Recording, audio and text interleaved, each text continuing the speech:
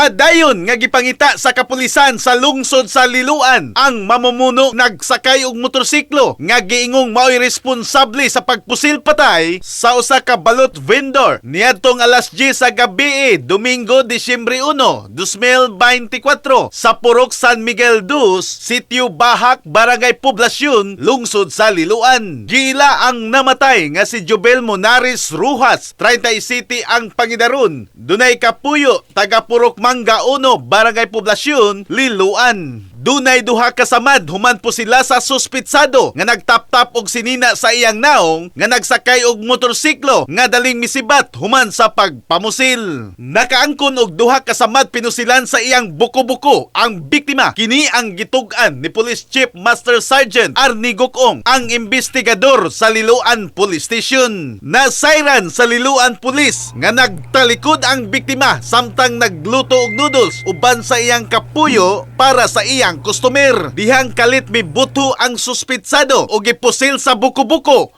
ang biktima. Ang kapuyo og silingan mihulagway nga buotan ang biktima, apan ang kapulisan wala mo salikway sa posibilidad nga basin dunay gikalalis ang biktima samtang nanuroy sa iyang gibaligyang balot.